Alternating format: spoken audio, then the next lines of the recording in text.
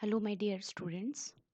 We are starting with the next lecture of e-commerce and ERP, which is data dealing with the concept of data mining and warehousing, OLAP, and supply chain management. What is data warehouse? Basically, we should know why we need data warehouse. The large companies which are dealing with e-commerce or any such type of things which we are discussing here in the context of e-commerce only.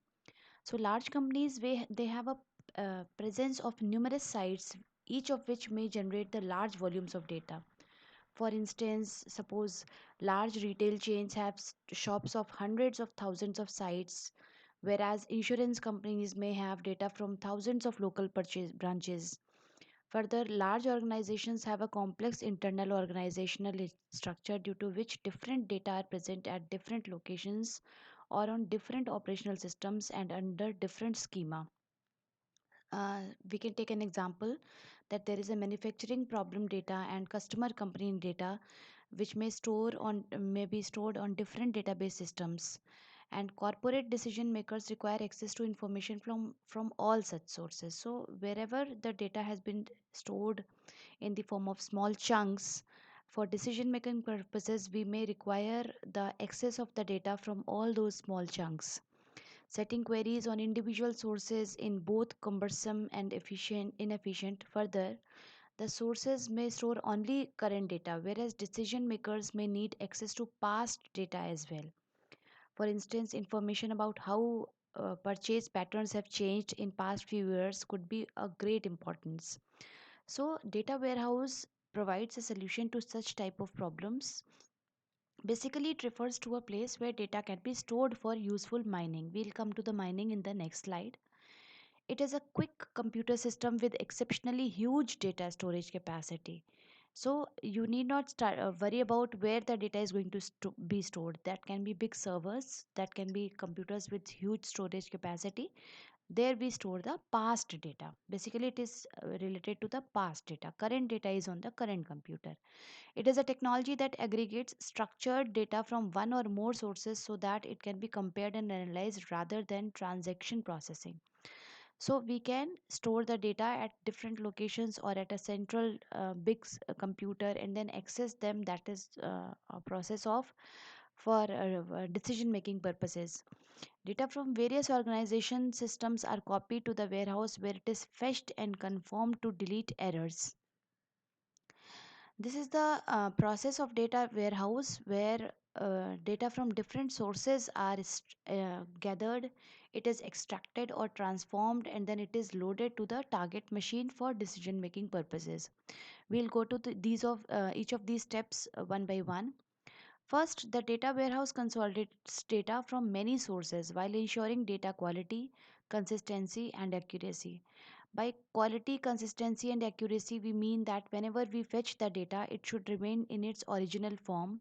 The data may not be modified, because if the data is modified or changed, then the decision may be evaluated to wrong because of wrong input. So the data should be having the consistency and accuracy properties. Data warehouse boosts system execution by separating analytics processes from the transactional database. So whatever analysis is to be done, that is separated from the transactional database. Here data flows into the data warehouse from different databases. That is, like we can say that if we are maintaining the data for a big organization, that organization is having HR module, that organization is having inventory module, that organization has is having logistic module. So these are all type of things where from where we can fetch the data and maintain it into a data warehouse. A data warehouse works by sorting out data into a pattern that depicts the format and types of data. So basically the data pattern is also important, that how you have stored the data. Because if the data is not stored properly, the pattern is not good, then in that case during the fetching, the data fetched would not be proper. Query tools examine the data tables using patterns. So we need different query tools. We need, you might have seen that in the Microsoft Office package itself there is MS Access. So that is also a query means we can fetch queries, we can put queries, and that is also a query tool. Like you have made an employee table and you would like to fetch the name of the employee whose name starts with A. It means that you are trying to do some query, and the data in the employee table means you have put it in a particular pattern that might be organized in the form of columns and rows.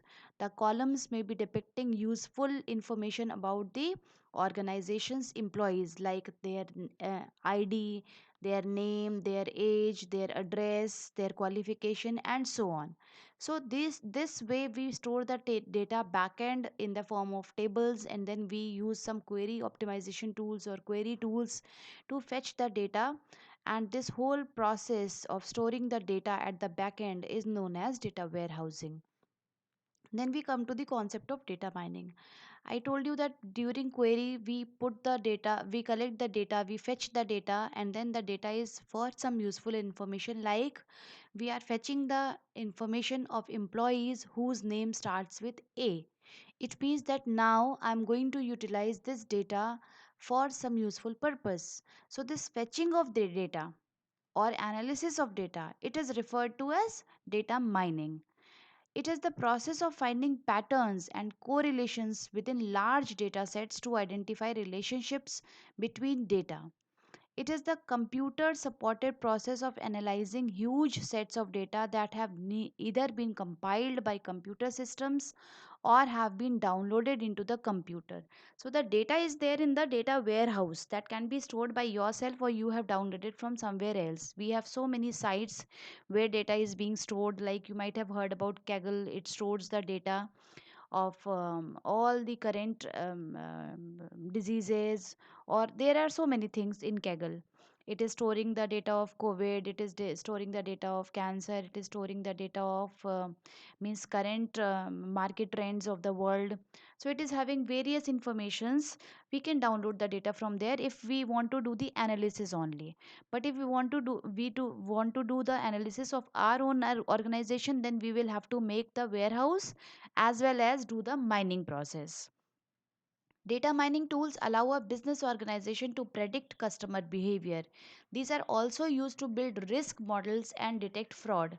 So, if there is some irregular behavior, you can see that somebody, suppose we are talking about a banking system, and you see that a account which is not accessed for past 10 years, and suddenly we see that there is a huge transaction in that account. So, we can find out that yes, there is some problem in this account. Data mining is used in market analysis and management, fraud detection, corporate analysis, and risk management. So, all these are the active fields where data mining is utilized for. This is a data mining process. Data mining is at the central core. Data is fetched in the data mining, analyzed, modeled, verification is done, insights are taken, problem is defined. So it is a complete process which is going on. Data mining aims to enable business organizations to view business behaviors, trends, relationships that allow the business to make data driven decisions. It is also known as knowledge discovery in database, which is shortly known as, abbreviated as KDD. So KDD is also mining the data, analyzing the data. So it is basically wherever you have stored the data, you fetch the data and then you analyze the data for some useful purposes. This is known as KDD. Data mining tools utilize AI, artificial intelligence, statistics, databases, and machine learning systems to discover the relationship between the data. So basically, statistics is at the back end, whereas the concepts of statistics are utilized in artificial intelligence in machine learning systems. And we try to find out the correlations, we try to find out the patterns. These are all done with the help of statistics or the concepts of statistics. Data mining tools can support business related questions that traditionally consume to resolve any that are traditionally time consuming to resolve any issues. So you can definitely put a query and fetch the records, and then out of that result of the query you can make some decisions that you like. Then we come to the concept of OLAP. OLAP is also basically related to data warehousing and mining. It is an online analytical processing server. or it is OLAP, that is online analytical processing. It is based on multi-dimensional data model. So OLAP is a category of software that allows users to analyze information from multiple database systems at the same time. So it is an advancement of data mining. Basically, the concepts of data mining are used in OLAP, and it uses data from multiple databases simultaneously. It allows managers and analysts to get an insight of the information through fast, consistent, and interactive access to information. It is a technology that enables analysts to extract and view business data from different points of view. Since we are having a multi-dimensional structural view, so the perspective of vision of the data is different. Why do we go for OLAP? The analysts frequently need to group, aggregate, and join the data. These operations in relation databases are resource intensive, means we cannot do a lot with if we using the traditional data mining. With OLAP, data can be pre-calculated and pre-aggregated, making analysis faster. These databases are divided into one or more cubes. These are multi-dimensional cubes basically. The cubes are designed in such a way that creating and viewing reports becomes easy. Let me show you an example of the cube. This is a cube which is having product category on one dimensional. The quarters are on the second direction and dimension, and US Australia is are on the third dimension. So this is a basically showing the territories where we are trying to find out the products, the sale of the products on different quarters. So there are 4 quarters in an year, and the products are PC, book, shoe, and clothes. And we have found out these databases in different territories of the US. So this is a multidimensional view of the OLAP cube, and the data can be fetched like we are trying to find that book has been sold in second quarter, and what was the amount if we talk about say a particular territory of US. So we can fetch the data directly from such type of OLAPs. The OLAP cube consists of numeric facts called measures which are categorized by dimensions. OLAP cubes are also called the hypercubes because these are multidimensional, so we can known as hypercubes. Usually data operations and analysis are performed using the simple spreadsheets, which are the Excel files where data values are arranged in row and column format. So row stores a particular value, whereas column are the attributes of the spreadsheet. This is ideal for two dimensional data. However, if you try to store the data in multiple dimensions, then OLAP contains this option of multiple dimension data. With data usually obtained from different and unrelated sources, using a spreadsheet is not an optimal solution. So we'll have to go for OLAP. The cube can store and analyze multidimensional data in a logical and orderly manner. So you have an option of analyzing the data from multiple which are having multiple categories, multiple attributes. So that is giving you a greater flexibility to analysis in to do analysis in a single query, which is fetching data which is having multiple dimensions. Next we go to the this was all about the data warehousing, data mining, and OLAP. Next we go to a different category which is known as supply chain management.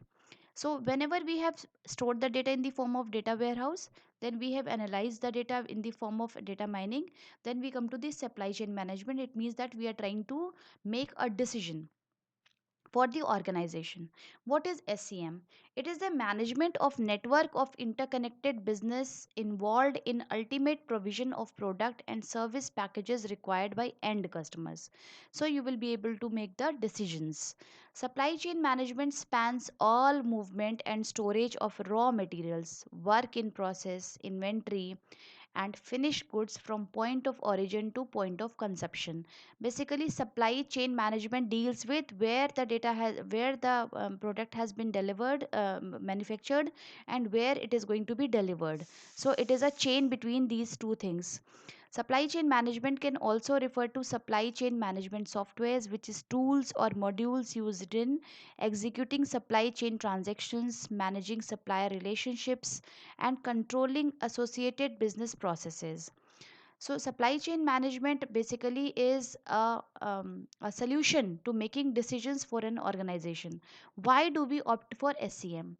SCM is a broad range of activities required to plan, control, and execute a product's flow from materials to production to distribution in the most economical way possible. Means we try to do things in a way which are beneficial for the organization. SCM encompasses the integrated plannings and execution of processes required to optimize the flow of materials, information, and capital in function that broadly include demand planning, sourcing, production, inventory management, and logistic or storage and transportation. Companies use both business strategy and specialized software in these endeavors to create a competitive advantage. Because it is a cutting edge technology, we are here in a big pool. Everyone is fighting for their survival. So, the best is going to conquer. So, we have to apply some business strategies so that we can be in the favor of customer as well as the organization can be benefited as well. SEM is an expensive and complex undertaking that relies on each partner, from suppliers to manufacturers and beyond, to run well. It means it gives a benefit to everyone.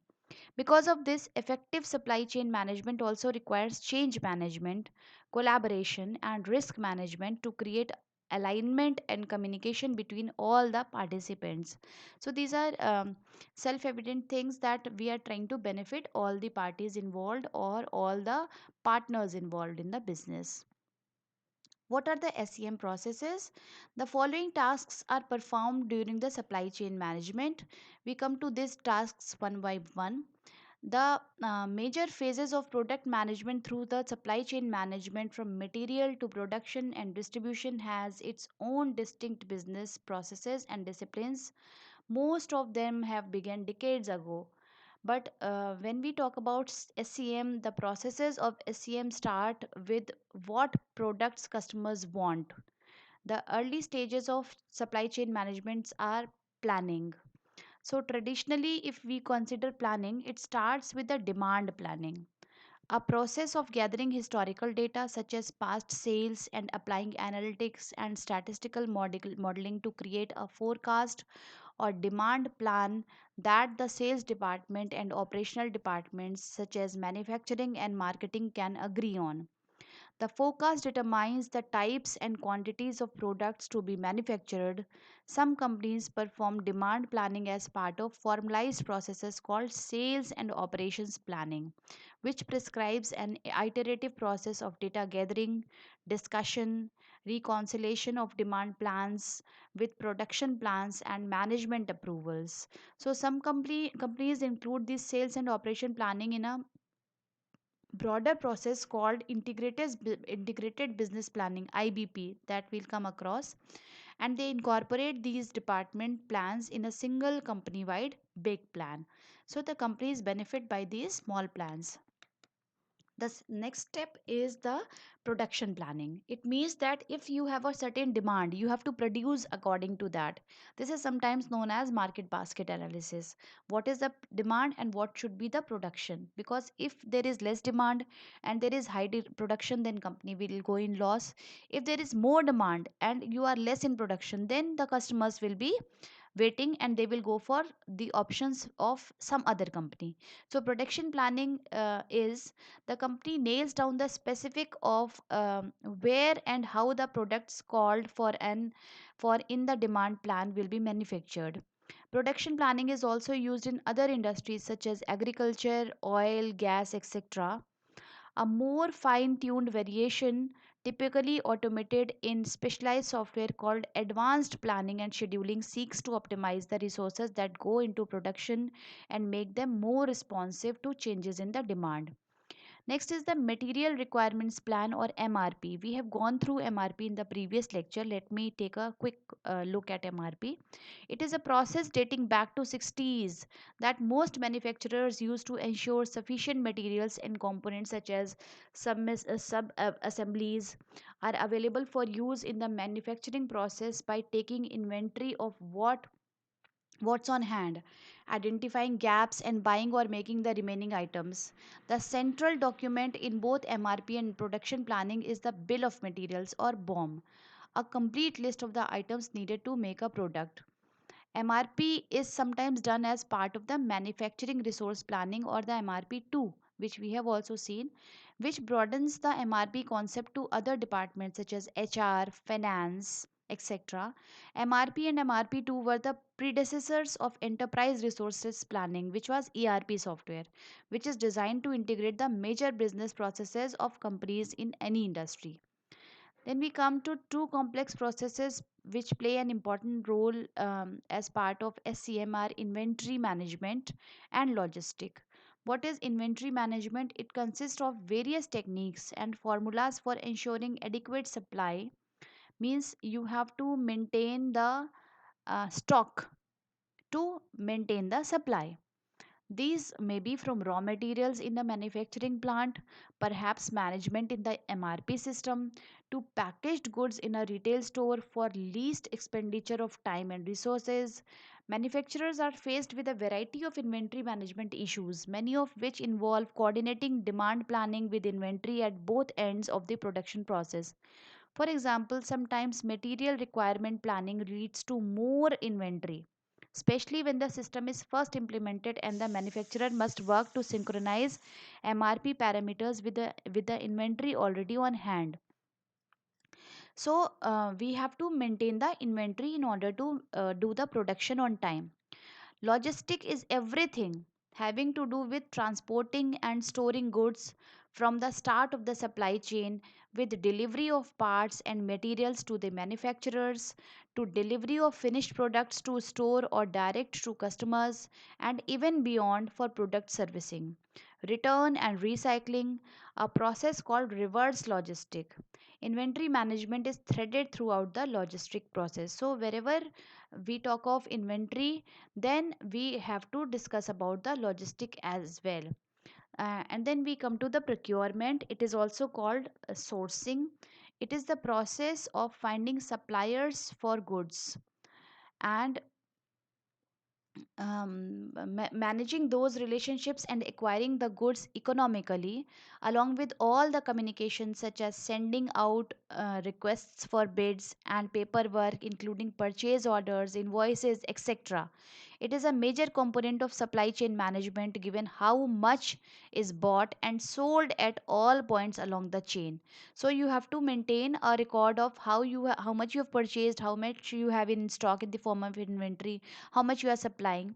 Most players in the supply chain, supplier, manufacturer, distributor, and retailers, these are the players of the supply chain, they have to dedicate procurement staff. So you have to manage everything.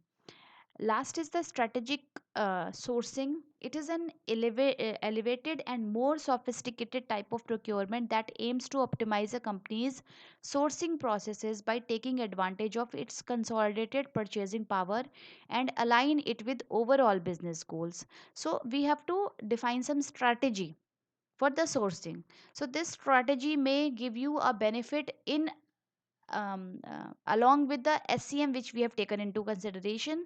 So, the strategic planning is definitely something which gives you a sophisticated procurement to benefit the organization as well as the customer. If your customer is satisfied, then the organization is definitely satisfied.